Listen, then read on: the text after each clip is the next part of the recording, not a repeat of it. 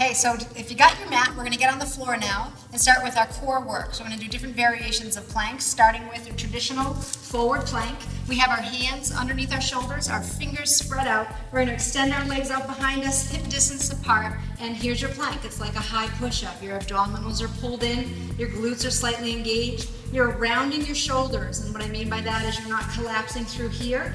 You're really pressing away.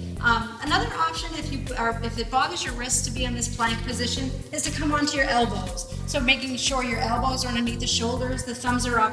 And so here's a perfectly fine variation of a plank. They're both awesome. They both strengthen the core. We're breathing. Our abs are in tight. 5, 4, 3, 2, 1. We're going to come down and relax. So the next variation of our plank is the same kind of thing, except we're going to do an alternating plank, which adds a little movement and a little bit more of a core challenge. It can be done on your hands or your elbows if you choose. So I'm going to come onto my hands. Fingers are spread out underneath the shoulders. I'm coming up onto my toes, and we're going to lift one leg up. We're going to hold that. Abs are in tight. For 3, 2, 1. Lower down and switch.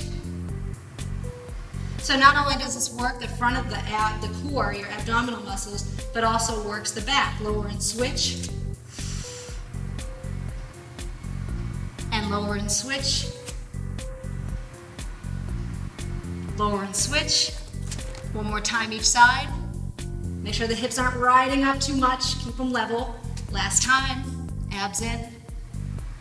And lower and rest. So not only core, but you probably feel that in your shoulders and also your chest. So it's a great total body exercise. You can work on building up your time into a plank for like a minute and a half. I think I know somebody who can do it for 7 minutes. We call him Captain Plank. Side plank is next. We're going to have our elbow right under the shoulder, so a good stacked position. I'll show you modified and a full version. So modified is coming up onto your bottom knee, top hand on your hip, lifting up through that bottom waist. So keep actively lifting through that waist. And if you're happy here and feel challenged, stay here for a little bit more work, straightening out both legs so you have a longer lever. So that, of course, makes it harder. We're breathing in and making sure you're breathing easily. Your neck is in line with the rest of your spine. And we're holding for 5, 4, 3, keep lifting. 2, hit the pause button and hold this for 1 more minute. Just kidding. And come on down. We'll do that same thing on the other side. So when you're running, your legs are moving, your arms are moving, and your core is required to stay stable and strong. So this is an example of how doing core strengthening exercises like planks translates into helping you run, become a better runner. And if you want a little harder here, coming up into your full side plank, lifting the bottom waist.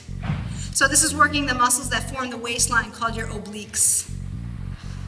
Breathing easy, and make sure you're pressing through that shoulder so you're not collapsed down like so, but you're pressing away. You're lifting that hip. For 5, 4, 3, 2, 1. Come on down. Good job. So we're going to grab a stability ball if you have one, but the next 2 exercises can also be done without a stability ball, but I'm going to use ours. So this is one of my favorite alternating arm-leg exercises. You may have heard it called bird dog. It's a great exercise because it gently strengthens the back muscles, the erector spinae, which get taxed in our everyday lives, just trying to keep us upright all day.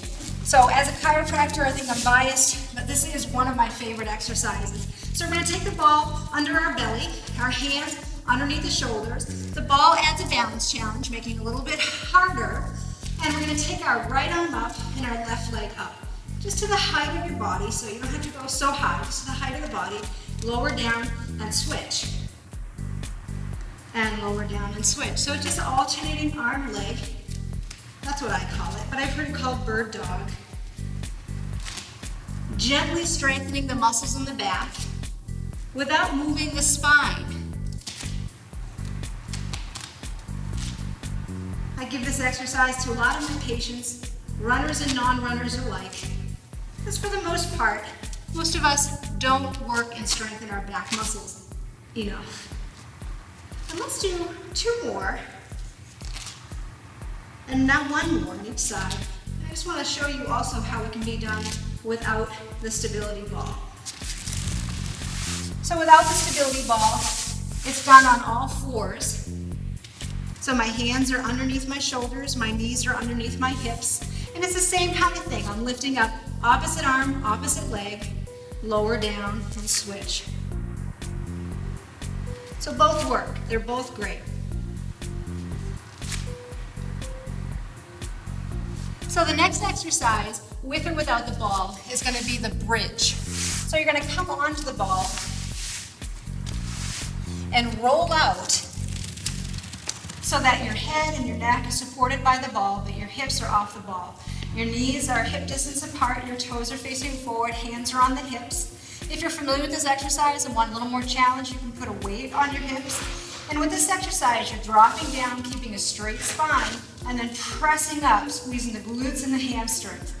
Lowering down, pressing up, using the glutes and the hamstrings. And your back muscles, once again, like the other exercise, are required to contract in a stabilizing way to keep the core strong while my lower extremity, in this case, is moving, which does translate again into running. But it's just one of those overall good all-around exercises. Great one to strengthen the tush.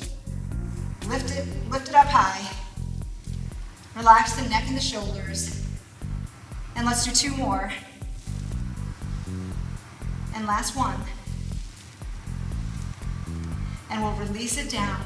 And I'm going to lose the ball and just show you how to do that one without the ball too. Just pushing that off. And with this one, you can come onto your back. And it's the same kind of thing. Your feet are hip distance apart. Hands are down by your side or on your hips. And you're pressing up and lowering down. Drive through the hips. And another way to make this one a little bit harder is doing 1 leg at a time. And we'll show that other side. Glutes, hamstrings, strengthening the back. Let's do 2 more. And last one. Good. The last exercise we're going to do is the reverse curl, which works the whole abdominal muscle called the rectus abdominis with a particular focus on that lower part of the abdominal muscles, which is always that hardest part to work. So we're going to find ourselves on our back, our hands are by our side. We can bring the legs up. I typically cross the ankles, but they don't have to be.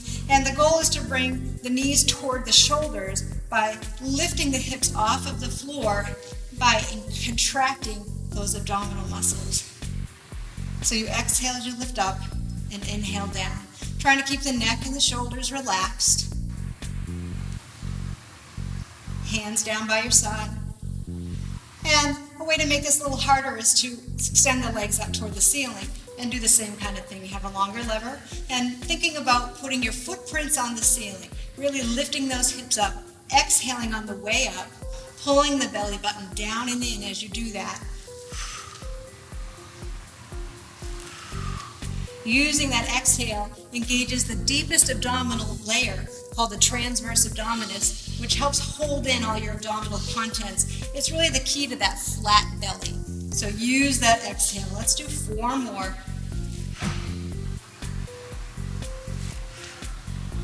Last 2. And last 1. Good. Legs come down.